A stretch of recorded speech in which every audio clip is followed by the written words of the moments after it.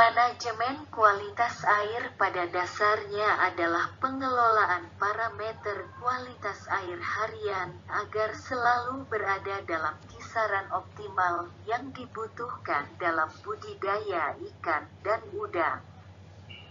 Hal ini sangat penting untuk mencegah ikan dan udang mengalami stres yang dapat mempertinggi risiko ikan dan udang terserang berbagai macam penyakit.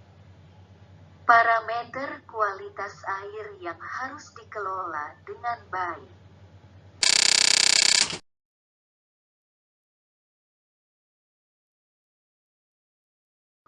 pH air, potensial hidrogen, derajat keasaman. Dalam budidaya ikan dan udang, kita menginginkan agar nilai pH perairan tambak adalah sama atau mendekati sama dengan nilai pH tubuh ikan dan udang. Hal ini ditujukan agar ikan dan udang tidak mengalami stres dalam menyesuaikan pH tubuh dengan lingkungannya. Kita harus menjaga kisaran pH perairan tambak berkisar antara 7,5 hingga 8,5.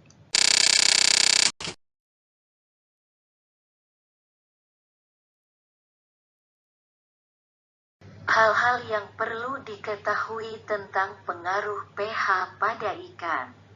Ikan mempunyai rata-rata pH darah 7,4. Darah ikan kontak sangat dekat dengan air. Terpisahkan hanya 1 atau 2 sel.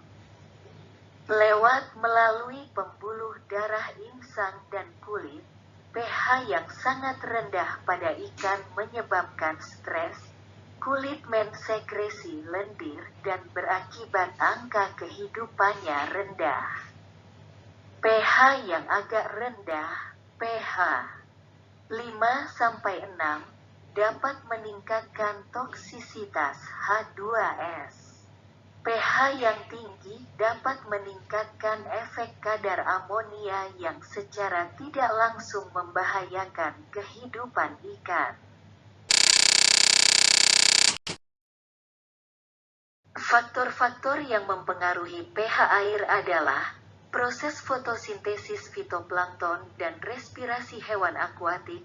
Hal ini terjadi pada saat fotosintesis terjadi akumulasi karbonat.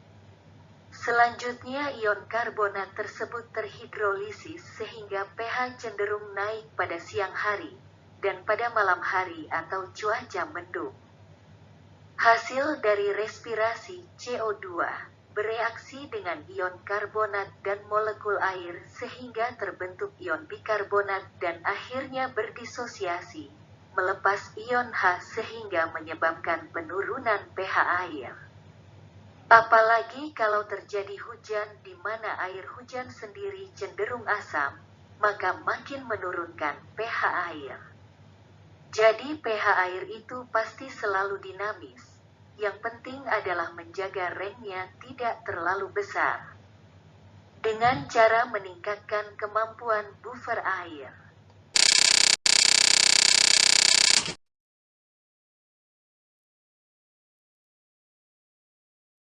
Untuk pertolongan cepat pada kasus pH crash, antara lain adalah 1. Kontrol feeding. Pakan menghasilkan amonia dan proses nitrifikasi memproduksi nitrit ajib. Selain itu, ikan mengonsumsi lebih banyak oksigen dan menyumbang karbonat dari proses respirasi. 2. Upayakan aerasi semaksimal mungkin untuk mengeliminasi karbonat atau aplikasi booster aero. 3. Berikan booster man-step. Lakukan secara berkala untuk meningkatkan kemampuan buffer pH. 4. Lakukan penggantian sebagian air untuk mengencerkan penyumbang keasaman. Ganti sekitar 20% air per hari selama 10 hari. 5. Jaga density plankton. Dengan aplikasi booster plankton plus probiotik booster untuk suplai sumber energi bagi plankton. Dan jika terlalu pekat lakukan pengurangan dengan aplikasi booster blue copper. 6. Pantau pH dengan teliti, minimal 2x sehari, yaitu pagi hari dan menjelang malam.